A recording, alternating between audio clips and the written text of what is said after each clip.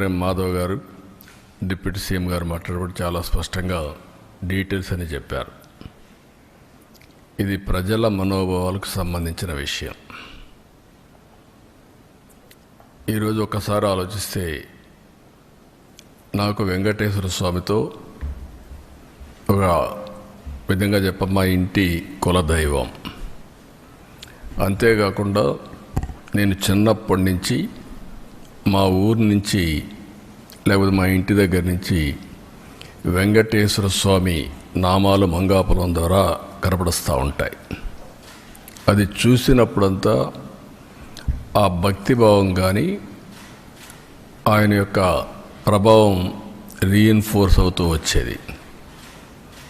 మేము చిన్నప్పుడు బ్రహ్మోత్సవాల సందర్భంలో శనివారం వస్తే ఒక్క పొద్దులుండి మొక్కులు చెల్లించుకున్న తర్వాతనే భోంచేసి సాంప్రదాయ ప్రకారం పెరిగాం.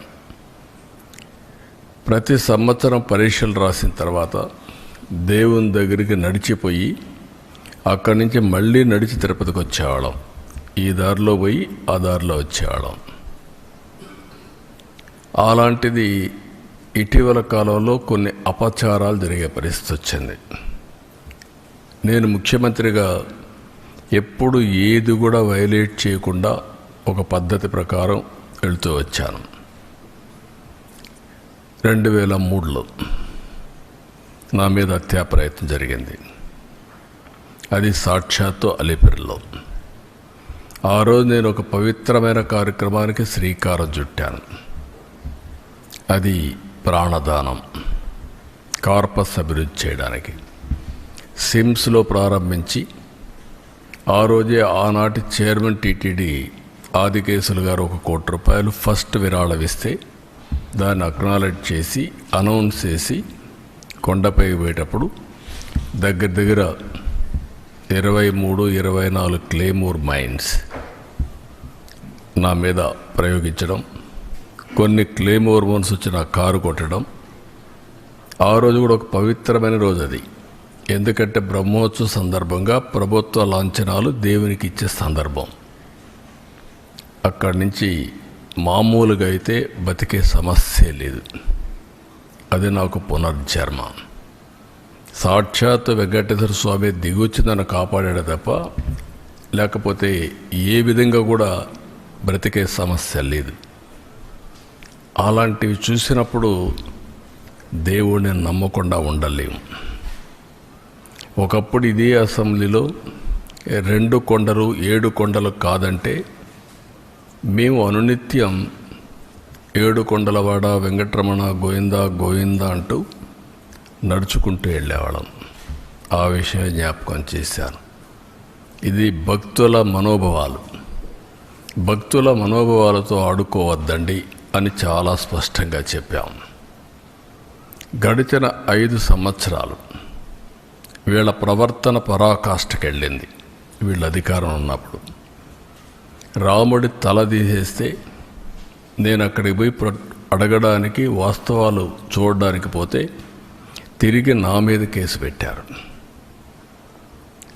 అంతర్వేదిలో రథం తగలబడిపోతే అడిగితే కంతిరీగలు కాల్చాయి, అంతేగాని ఎవరికి సంబంధం లేదని. ఆంజనేయుడి తోక కట్ చేసి పగలు కొడితే అడిగితే ఆ రోజున్న పాలకుల యొక్క గర్వం చూస్తే బొమ్మే కదా ఏమైపోతుంది, మళ్ళీ ఇంకో బొమ్మ పెట్టుకోండి అని మాట్లాడారు.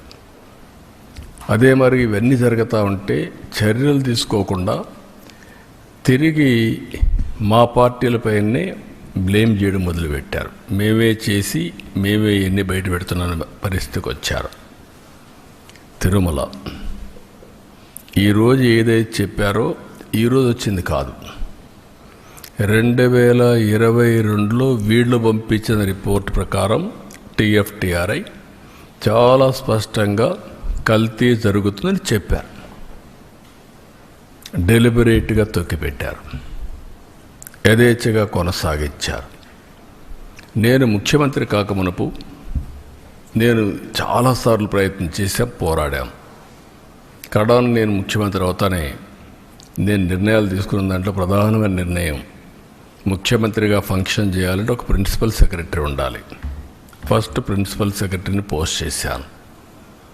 రెండోది, మానవ సేవ చేయక మునుపు మాధవ సేవ కోసరం, దేవుని సేవ కోసరం నేను ఎన్నికల్లో ఏదైతే చెప్పానో ప్రక్షాళన చేస్తానని దానికోసం టీటీడీ ఈఓని శ్యామలరావుని సెలెక్ట్ చేసి సంతకం పెట్టాను.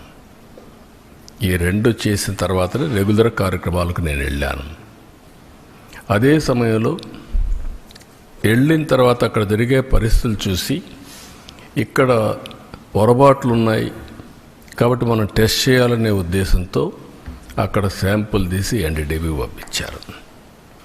ఎన్డీడీబీలో చాలా స్పష్టంగా చెప్పారు. ఆ విషయమే నేను చెప్పాను. ఈరోజు సిట్ వచ్చింది. అసలు సిట్లో మీరు చూస్తే మొత్తం కెమికల్స్తో, పామాయిల్తో నెయ్యి తయారు చేసే పరిస్థితికి వచ్చారు. ఇప్పుడే కేశవ్ గారు చెప్పినట్టు దాంట్లో మళ్ళీ ఆ కెమికల్స్ కూడా కొన్ని ఆయిల్తో తయారు చేస్తారు, కొంతమంది యానిమల్ ఫ్యాట్తో కూడా తయారు చేస్తారనే పరిస్థితికి వచ్చారు. అంటే దేవుడు అంటే లెక్కలెత్తనం, డెలిబరేట్గా అపవిత్రం చేయడానికి మీకు విశ్వాసం లేకపోవచ్చు. విశ్వాసం లేకపోతే ఆ జోలుకు రావద్దండి. విశ్వాసం ఉండే భక్తుల మనోభావాలు దెబ్బతీయడానికి, లేకపోతే దేవుని యొక్క పవిత్రత దెబ్బతీయడం, ఇది చాలా దుర్మార్గం. ఇది మామూలు కాదు, ఇది మహాపాపం. నేను చాలా స్పష్టంగా చెప్తున్నా. ఇంతవరకు చరిత్రలో వెంకటేశ్వర స్వామి జోలికి ఎవ్వరూ రాలేదు. మీరు ఇంకా చరిత్ర డీప్గా వెళ్తే బ్రిటిష్ వాళ్ళు కూడా వెంకటేశ్వర స్వామి జోలికి రాకుండా మిగిలిన దేవాలయాలు ఇచ్చేసినా ఇక్కడికి వచ్చినప్పుడు మాత్రం వాళ్ళు ఇంకా ఇంప్రూవ్ చేశారు. రికార్డ్స్ కానీ, పద్ధతులు కానీ, సాంప్రదాయాలను కానీ ఇంప్రూవ్ చేశారు. That is the power of God. అలాంటి దేవుడి దగ్గర మీరు చేసిన అపచారం చూస్తే దుర్మార్గమైన అపచారం. ఈరోజు మళ్ళీ నిన్న మొన్న మీరు మాట్లాడుతూ ఉంటే చూస్తే ఎంత దుర్మార్గంగా మాట్లాడుతున్నారంటే, నేను అపాలజీ చెప్పాలి, మేము చెప్పాలి. రెండోది, బూతులు తిడితే కూడా భరించాలి. అంటే మీకు రాజ్యాంగం పైన గౌరవం లేదు. ముఖ్యమంత్రి కానీ, డిప్యూటీ సీఎం కానీ, ప్రభుత్వ అధినేతలు అంటే లెక్కలేతనం. ఎక్కడికక్కడ మీ ఇష్టానుసారంగా రౌడీజం చేయాలి. రౌడీజం చేసి మీరు అనుకునిందే వాస్తవాన్ని ప్రజలు మెప్పించాలి అంటే అంత నిస్సహాయంలో మేమందరం. అందుకే నేను అందరికీ పిలిపిస్తున్నా. ఇది చూసిన తర్వాత ఎక్కడ కూడా సిబిఐ రిపోర్ట్లో ఇది కల్తీ లేదని ఎక్కడా చెప్పలేదు. నేను అతని స్పీచ్ చూస్తే ఏమనాలో నాకు తెలియదు. కరుడుగట్టిన నేరస్తులు ఏ విధంగా అసత్యాన్ని నమ్మించడానికి ప్రయత్నం చేస్తారో అదే చేస్తున్నారు. నేను ఆంధ్రప్రదేశ్లో ఉండే భక్తులందరినీ ఒక సామాన్య భక్తుడుగా అపీల్ చేస్తున్నాను. రిపోర్ట్స్ అన్నీ మీ రోజుల్లో ఉంటాయి. దేవుని యొక్క పవిత్రత మనం కాపాడుకోవడం మనందరి బాధ్యత. ఫండమెంటల్గా ప్రతి ఒక్కరు, విశ్వాసం ఉండే ప్రతి ఒక్కరూ దేవుణ్ణి దర్శనం చేసుకోవడమే కాదు, దేవునికి అపచారం జరిగినప్పుడు, అపవిత్రం జరిగినప్పుడు ఎవరైనా సరే ముక్త కంఠంతో ఖండించాల్సిన బాధ్యత మనపైన ఉంది. తిరిగి ఇలాంటి చేయాలంటే ఎవరైనా భయపడే పరిస్థితి రావాలి. ఈరోజు అందుకనే మేము ముగ్గురం కూర్చున్నాం. ఇది ఇంతటితో వదిలిపెట్టే సమస్య లేదు. ఏదైతే అపవిత్రత జరిగిందో భగవంతుడే మాకు ఈ సంకల్పాన్ని ఇచ్చాడు. భగవంతుడు కూడా ఒక్కొక్కసారి ఆయనకు నచ్చిన విధానం ద్వారా, వ్యక్తుల ద్వారా ప్రజల్ని సమాయత్తం చేస్తారు. అందుకే మాకు బాధ్యత అప్పచెప్పారు. ఇది దేవుని కార్యక్రమం కింద తీసుకుంటున్నాం, పవిత్రమైన కార్యక్రమం తీసుకుంటున్నాం. ఆ రోజు నాకు ప్రాణభిక్ష పెట్టా అంటే ఆయనే పెట్టాడు. నిన్న ఇన్ని కోట్ల మంది భక్తులు ప్రాణాలు పోగొట్టకుండా కాపాడుకున్నారంటే కెమికల్స్ కలిపినటువంటి ప్రసాదం లడ్డు. లడ్డూకు ఒక ప్రసక్తి ఉంది. వెంకటేశ్వర స్వామి ప్రసాదం ఎన్నో దేవాలయాల్లో ఎంతోమంది కూడా ప్రయత్నం చేశారు దీన్ని రిప్లికేట్ చేయాలని, ఎవ్వరూ చేయలేకపోయారు. అది వెంకటేశ్వర స్వామికి ఉండే ప్రత్యేకత. అది ఒక్క తిరుమలలో తయారు చేసిన లడ్డు ప్రసాదాలు అక్కడికే పరిమితం తప్ప ఎవ్వరు కూడా రిప్లికేట్ చేయలేరు. ఒకవేళ రెసిపీ తీసుకపోవచ్చు, కానీ అందులో వచ్చే ఇది మాత్రం ఆ టేస్ట్ కానీ ఆ పవిత్రత కానీ ఎక్కడ రావు. ఈ విషయం గుర్తుపెట్టుకోవాల్సిన అవసరం ఉంది. కానీ ఈ 5 ఏళ్లలో మీరు చూస్తే లడ్డు తినాలంటే భక్తులు భయపడ్డారు, తిరుమలకు రావాలంటే భక్తులు సందేహించే పరిస్థితికి వచ్చారు. లేదు, అక్కడికి పోతే ఈ అపవిత్రత మేము భరించలేము, ఇవన్నీ చూస్తే మానసికంగా మేము ఏమాత్రం కూడా ఉపేక్షించలేము అనే పరిస్థితికి వచ్చారంటే ఎంత అపవిత్రత జరిగిందో మీరు ఒక్కసారి గుర్తుపెట్టుకోవాల్సిన అవసరం ఉంది. ఇన్ని కార్యక్రమాలు చేసి మళ్ళీ ఈరోజు ఎదురు దాడి చేసే పరిస్థితికి వస్తున్నారు. అంటే దీన్ని కూడా డైవర్ట్ చేయడానికి ఎప్పుడు కూడా నేరస్తులు చేసే పరిస్థితి ఏంటంటే ఒక ఇష్యూ వస్తుంది, దాన్ని డైవర్ట్ చేయాలి, దాన్ని డైవర్ట్ చేయడం, లేకపోతే ఏదో ఒక విధంగా దాన్ని స్తంభింపజేయడం. ఇది ఒక పద్ధతి ప్రకారం పెట్టుకొని చేస్తున్నారు. ఇది మంచి పద్ధతి కాదు. మళ్ళీ మళ్ళీ అపీల్ చేస్తున్నా రాష్ట్రంలో ఉండే ప్రజలందరినీ, మేము ఒక సాధారణ భక్తులుగా ప్రతి ఒక్కరికి తెలియజేసే బాధ్యత మాది.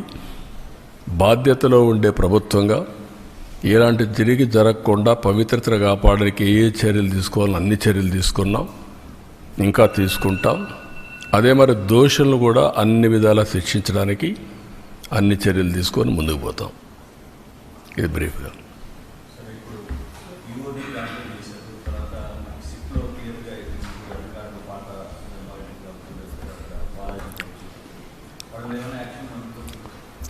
యాజ్ ఆన్ టుడే మాకు ఏదైతే ఛార్జ్ షీట్ వేశారో ఛార్జ్ షీట్ ఇంకా నెంబర్ కావాలి, అది రావాలి.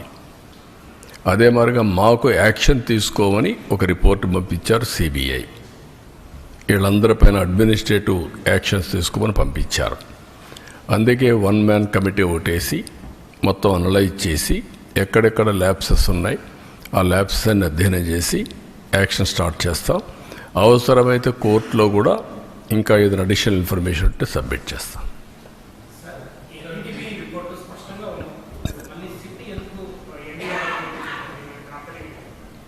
ఏది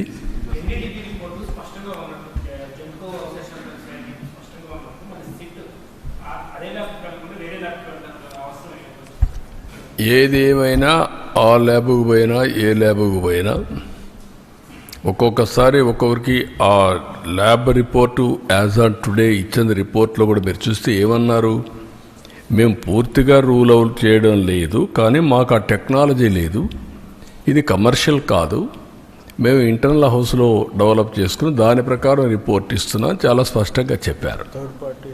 థర్డ్ పార్టీ రెఫరెన్స్ కూడా చేయమని కూడా చెప్పారు. అప్పుడు చెప్పినప్పుడు where is the question? First report confirm చేశారు, ఏ రిపోర్ట్లో చూస్తే చేశారు. నేను ఒకటి అడుగుతున్నా, అసత్యాలు అబద్ధాలు చెప్పే వ్యక్తుల్ని 2022లో రిపోర్ట్ వచ్చిందా లేదా? ఎందుకు తొక్కి పెట్టారని అడుగుతున్నా. ఆ రోజు మీరు కానీ యాక్షన్ తీసుకొని ఉంటే తెలుసో తెలియకో తప్పు జరిగిందని సమర్థించుకునే అవకాశం ఉంది.